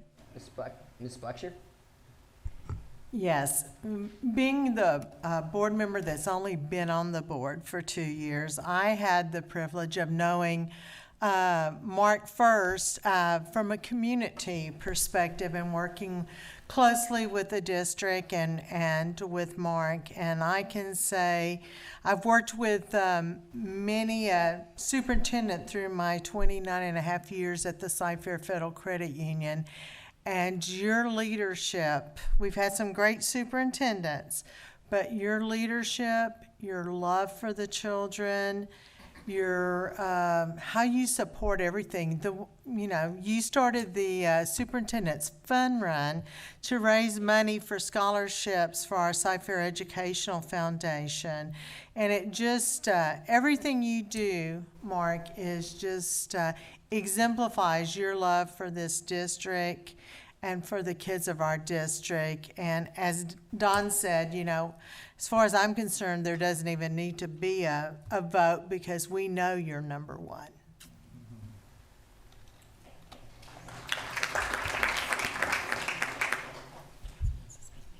Thank you, Ms. Blackshear. And is there any more discussion? Mr. Jackson? A couple of other comments. One, I think everybody in the room already knows this, but it makes sense to repeat it. During Mark's tenure here, ERG has always placed Sci-Fair in the top 4 of the 100 largest school districts in the state of Texas as being the most efficient and effective. Your reach, though, was demonstrated to me again when I was in Austin visiting with our legislators. They all acknowledged your presence. And so when I said your reach has to extend beyond our boundaries, that is in fact proof of it. So I left that out of my earlier comments, and I just wanted to go back and add them in. Thank you. Well, I want everyone to know that we had to drag Mark to this process, kicking and screaming. We just had to tell him that it was the board's decision to make the nomination, because really he is an humble man and does not like to bring this kind of attention to himself.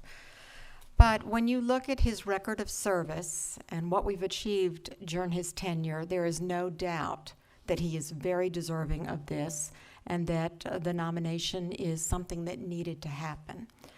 But we don't just feel that way. We know that the whole community feels that way, and Ms. Blackshear touched on it a little bit, but many of you do not know, but the Cy-Fair Educational Foundation just last week named an endowment in his honor, a $100,000 endowment in his honor for his service to our district and to our students. So I think that's a huge statement about how not only those of us that work with him so closely, but all of the community members in the Chamber and the Cypher Educational Foundation, in all of our different organizations, certainly how our students feel and how all of us feel. So, Mark, we are so proud of you, and we're hoping that you're right there as number one, and we crown you on the stage in September at TASB. And I bet you want to say something. Just very, very quickly, two things that I'm good at. Number one, picking a great school district to come to.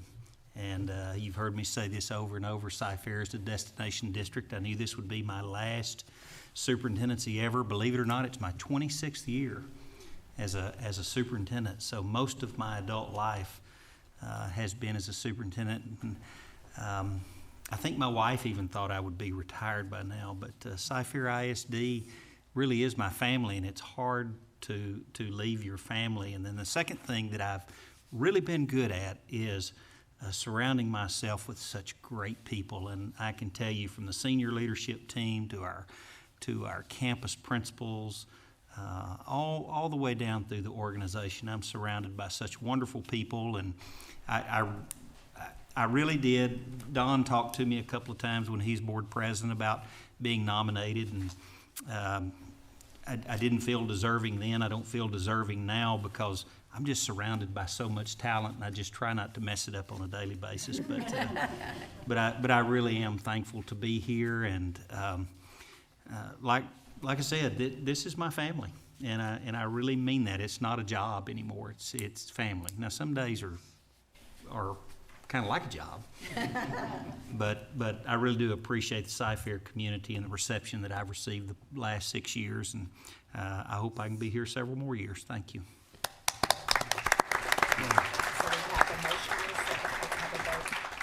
So we've had a motion and a second, so now let's have a vote to nominate a superintendent. Everyone in favor, please raise your right hand. Seeing it's unanimous, that vote does pass. And we're now going to move on to item C, which is the board will consider approving the campus and district performance objectives for the 2016-17 campus and district improvement plans. Is there a motion? There is a motion, Dr. Aldrich. Is there a second? Oh, never mind. I move that the Board of Trustees approve as submitted the campus and district performance objectives for the 2016-17 campus and district improvement plans. Thank you. May I have a second? Second. Seeing it's been seconded, we will now move on to the vote. So, a discussion. So, anyone would like to speak?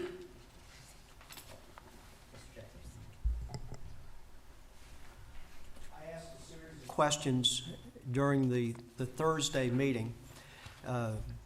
Good news for y'all, I ran out of water, so I had to stop my questions. And then one of my questions I like so much that I wanted to ask it again. First, is Chief Bragg still in the room?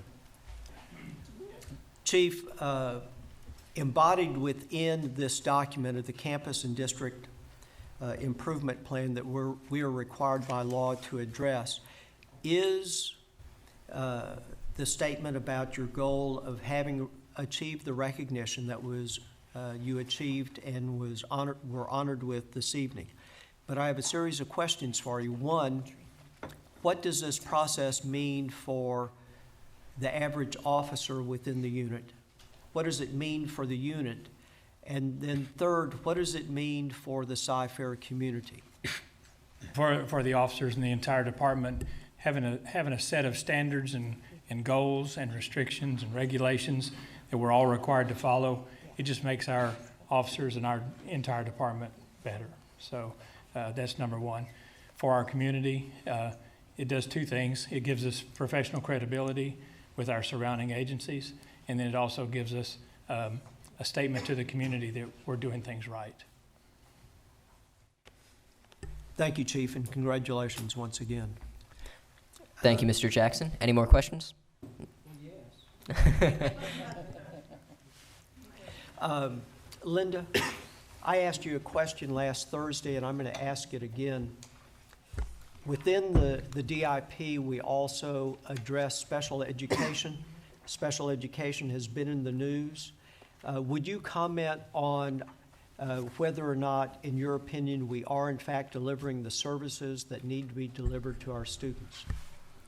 Mr. Jackson, I'm going to ask Dan McElduff, who is our Assistant Superintendent for Education Support Service and oversees special ed, to provide an answer for you.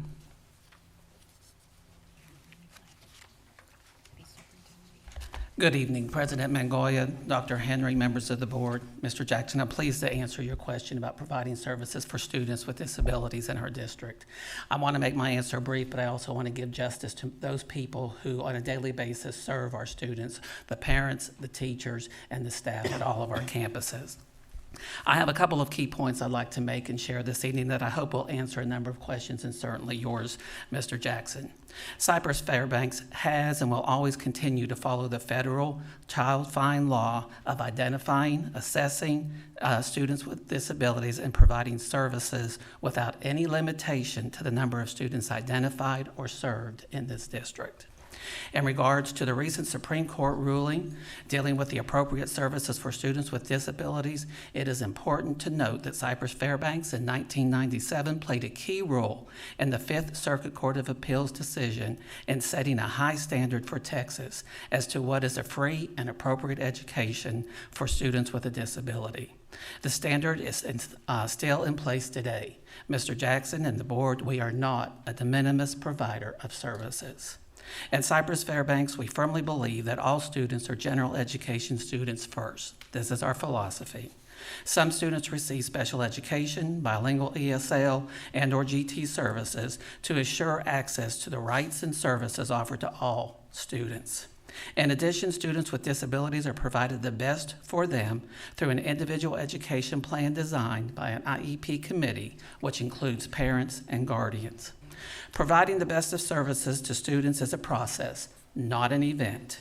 As a board, you all know every process has its challenges as well as its successes. The process of providing the best wages or the best benefits or even the best possible school boundaries can all be challenges as you deal with many different opinions and options. Providing services for students with disabilities is no different. There are many challenges and at times difficult conversations that must take place as we continuously provide what is best for individual students. To be specific and transparent, I would like to share a few events very quickly just from last week that help illustrate this process that takes place on a daily basis in our district. After an IEP meeting last week for a younger student who has many challenges, the IEP committee came to consensus about placement and services after many previous efforts. When the meeting was over, the teacher and parent stood up from the table at the exact same time. Almost like out of a movie, the parent looked at the teacher and said, "I need to give you a hug." As they did, they both began to cry. They knew they had just done what was best for that student.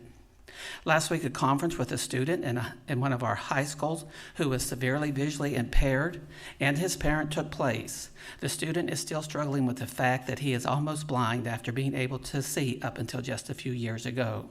He started out in our new arrival center in 9th grade and is now about to be a senior. He recently told the IEP committee, after being very resistant to accepting services, what he really wants is a job.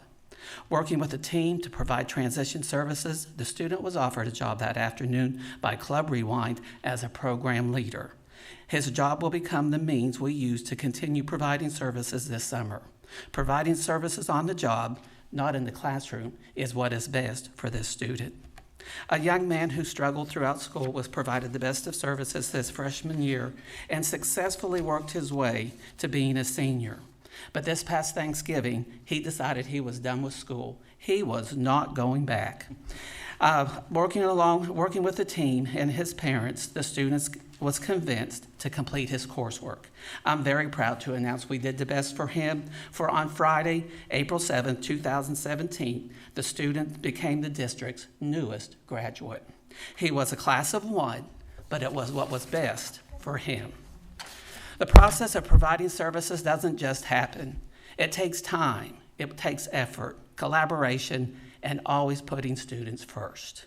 So in grand Mr. Jackson style, I would like to offer the board, our parents, and all those who serve students with disabilities a tip of the hearing aid for those students who cannot hear but must always be heard. A tip of the white cane for those students who cannot see but have a vision of who they want to be.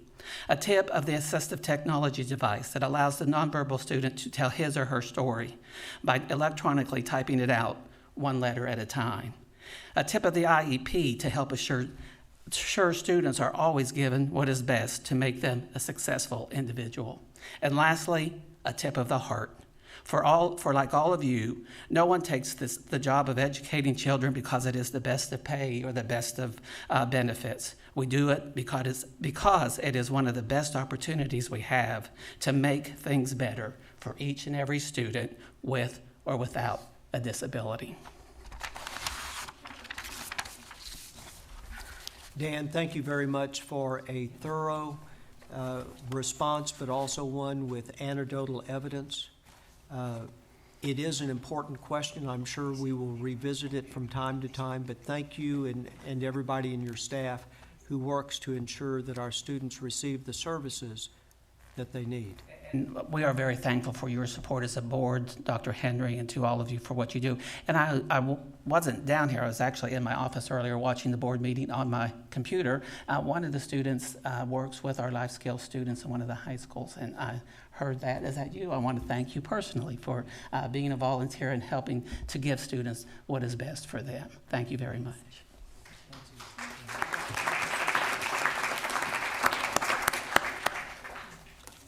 I have one final area to go back over. Frankie, you did a superb job in putting together your portion of the CIP. You also answered a good question last Thursday. I appreciate the fact that you put satisfaction survey into your report. And I'm always reminded of the fact that at the heart of IT, it has always been binary. The satisfaction survey, of course, is a continuum, and I have two observations to make. One, I encourage principals always to be robust in their identification of both the ones as well as the zeros.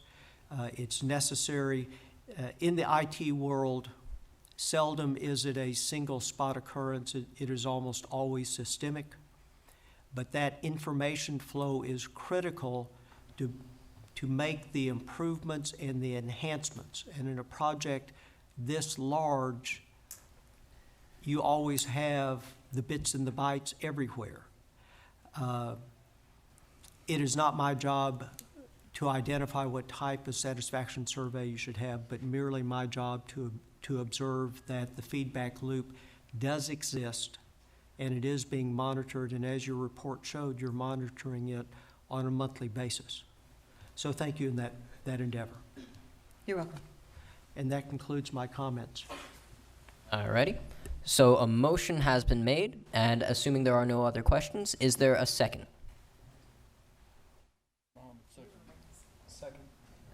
Seeing a second has been made, we will, assuming there's no more discussion, we will be moving on to a vote. So all those in favor, please raise your right hand.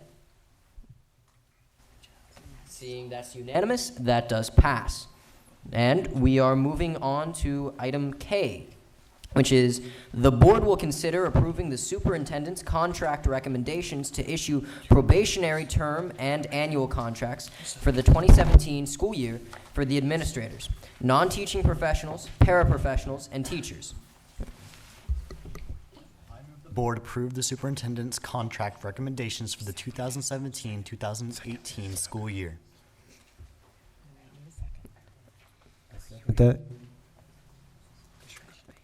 A motion and a second have been made. Is there any discussion? Seeing none, we will now move on to vote. All those in favor, please raise your right hand. Seeing that's unanimous, that does pass. And we will be moving on to discussion. During the Committee of the Whole meeting on April 6, 2017, the following discussion was held. Agenda Item 7A. The board will discuss the possibility and benefits of relocating the Winfern School of Choice to the current Matsky Elementary site. All right.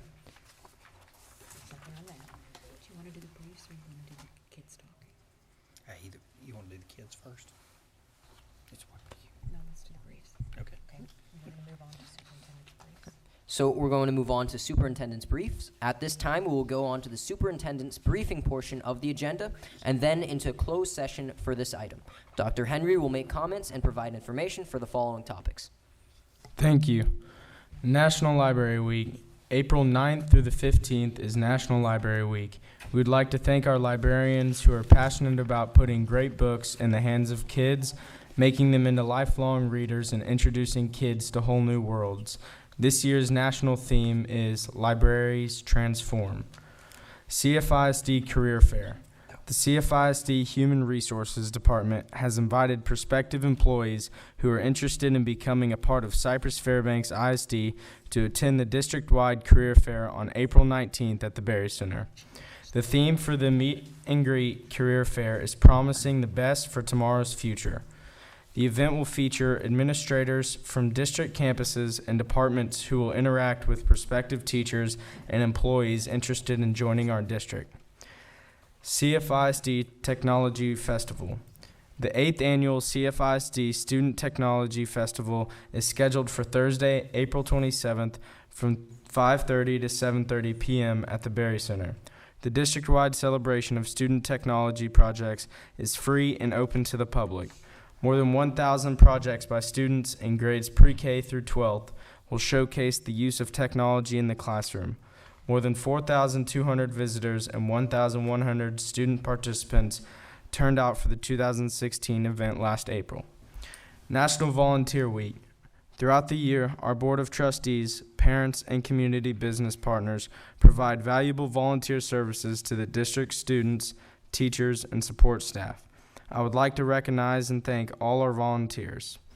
April 23rd through the 29th is National Volunteer Week, and April is National Volunteer Month. The community support for our district students and teachers is impressive and greatly appreciated. National Teacher Appreciation.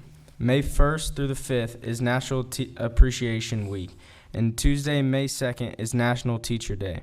I'd personally like to honor the CFISD educators and acknowledge the crucial role our district's teachers play in making sure every student receives a quality education. National School Nurses Day. Saturday, May 6th is National School Nurses Day, and I would like to extend my appreciation to this group of professionals who provide dedicated and caring medical support to our students and district. Employee Retirement Banquet. Our annual retirement banquet, generously sponsored by the Cyfair Federal Credit Union, is scheduled for Monday, April 24th at 6 p.m. at the Berry Center. Honorees include district employees who are retiring from this school year. This event always provides an evening of entertainment, fun, and delicious food as we honor these valued employees. Spotlight Teacher Recognition. On Monday, May 8th at 6 p.m., the district will recognize the Spotlight teachers selected because of their high expectations for student success during the 2016-2017 school year. The event will take place at the Berry Center. Also, during the Spotlight recognition, the paraprofessional and ancillary Spotlight employees will be recognized for their contributions to the district in their respective positions. Take Your Child to Work Day. This year, CFISD will participate in Take Our Children to Work Day on Monday, June 5th. Although the national event is scheduled in April, students will not be excused from classes on April 27th. We feel June 5th is a better option so students can maximize their instructional days and utilize a summer day to accompany their parent to work. Community programs. Community Programs is now enrolling for 2 different summer programs, CFISD Fun Camps and Club Rewind Summer Camps. In addition, the swim lesson program Splash is available for ages 4 through 18. Swim lessons are now being offered and continue through June at the Cypress Ranch High School Natatorium on Fry Road. If you are looking for something fun and engaging for your children this summer, please visit our website and click on the Community Programs logo for more details. Thank you. Thank you. Thank you, Mr. Ryan. We are at the end of our meeting because we will not be going into an executive session, but we do want to give an opportunity for our students to give us some feedback on this evening, and if they enjoyed it or didn't, but I bet you they all did. And we can go in reverse from the order that we talked when we first introduced everyone. So if we can start back in the corner over there and have all the students say a word or two.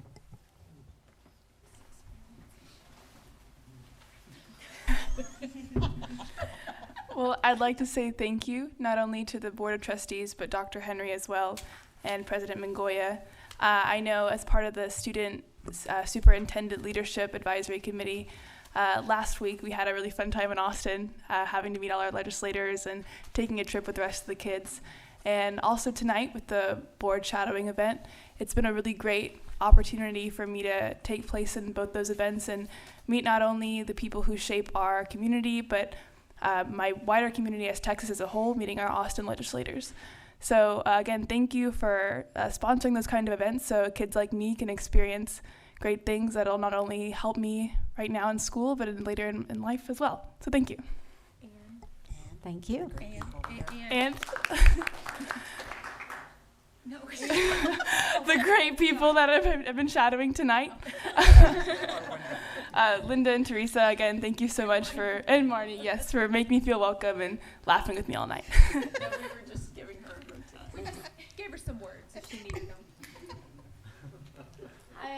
Being a student, I'm obviously unaware of what board meetings are like, and I just want to thank you guys for all that you do being board members and for the opportunity. It has been an amazing opportunity. Thank you for dinner, and thank you for letting me sit here. I like to thank the 2 men sitting next to me, allowing me to shadow them, my government teacher for choosing me, and my principal, Mr. Kinniger, for agreeing. So thank you for tonight. It's been an awesome opportunity.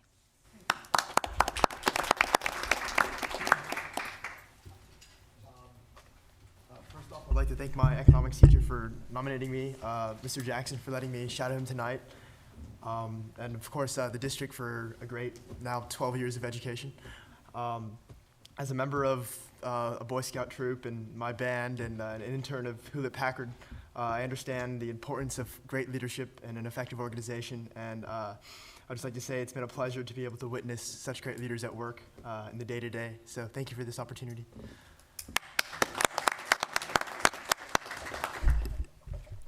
I just wanted to say thank you for having me tonight, and I actually went to Austin with the superintendent leadership group last Monday, and it was just great to see how it works. And I've been hearing my mom saying, I'm going to school board meeting tonight, ever since 7th grade, and I've never really known how it works. So it's been great to see how it works and what goes on. So thank you for having me.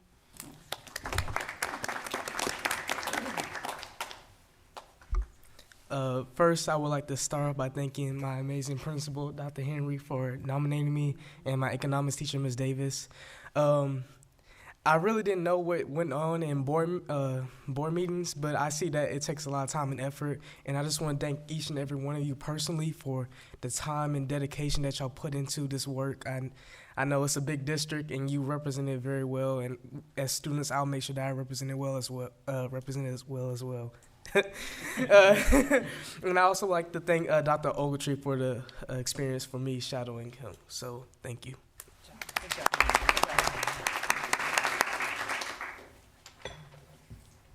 Alrighty. Well, I know with my dad being on the board for 17 years, sometimes I'll watch it on TV with my mom until finally I just turn it off. I can't watch it anymore. So coming into it, I kind of knew what to expect, but I was actually shocked on what I didn't know what goes on. Still really surprised they let him talk. I knew that wasn't going to change. But I just want to say thank you for Dr. Henry and everyone who serves on the board. I know it takes a lot of time and effort, and it really means a lot to me and all of the other students. I know we have an outstanding school district and schools, and so I just want to say thank you for everything all of y'all do. Good job. So I guess there's been a theme of not really knowing what goes on during a school board meeting, and I add to that theme, but now I know, so that's good. But I want to say thank you to my school for sending me here. This is an awesome opportunity, and so often you hear about like national and state politics, but in all reality, like local politics are probably what affects us the most, and it was a really cool opportunity to see the local politics in action, but also to help them move along a little bit.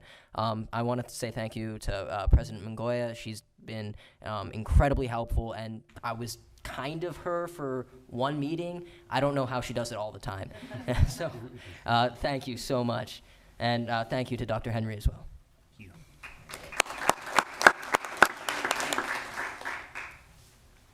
I'm actually at a loss of words right now because this is such an extraordinary event. I can't believe I'm here. As a journalist, there's lots of times where I get stuck behind the camera and I don't really think of what goes on in front of it. And now that I'm here, I actually get to experience what it's like to be in front of the camera, and including politics. This is crazy, wow. So I would like to thank everyone here, all the Board of Trustee members, and especially Mr. Bob Covey. He is amazing, he's great, he's funny, and yeah, thank you.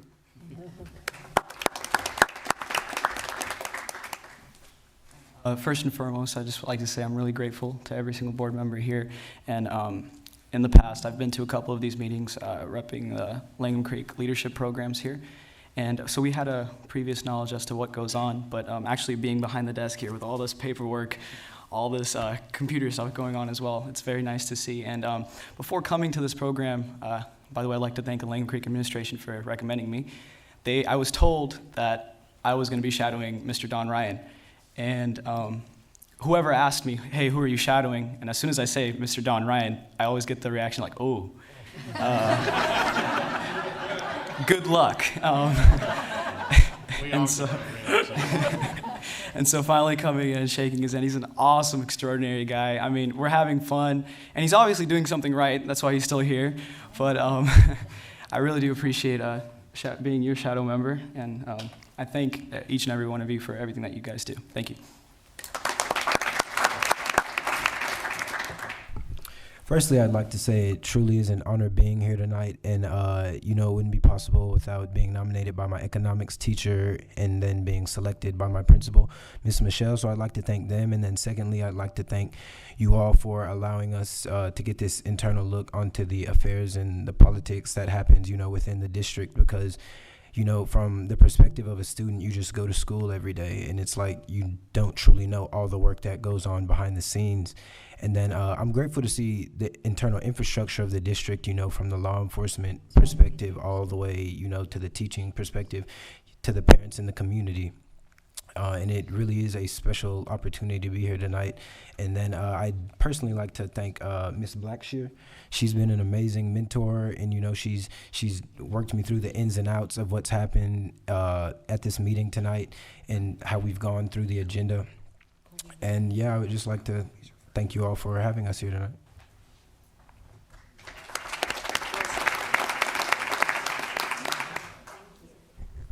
We have one other student with us, and I don't know her last name, but her first name was Colby. Colby Bryan. Is that Correct, from Winfern. And unfortunately, she had to leave. She wasn't feeling well, but she sends her regrets for having to leave early and just sent me a text. She made it home and wanted to thank everyone for an awesome experience tonight. Oh, thank you. Thank you, Dr. Stewart. We appreciate hearing those words from her. Okay. This is truly one of our favorite meetings of the year, and we're delighted to have an opportunity to visit with these students, because the reason that we're all on this board is because of you, and it's really great to have a chance to talk to you over dinner and learn a little bit about you and about your goals and your dreams and what you've achieved. We're so proud of each and every one of you, and we can't wait to shake your hands in just a couple of months now, 6 weeks, as you walk across that stage, 20, whatever amount of days it is, 27 days. That's wonderful. So that will conclude our meeting. Next month, we are at the Berry Center. So do remember that we're not here. We have a lot of recognitions, and so we'll have a longer meeting and a lot of opportunity to recognize a great deal number of students and staff. So thank you very much, and we'll see you next month. Thank you very much. So good to meet you.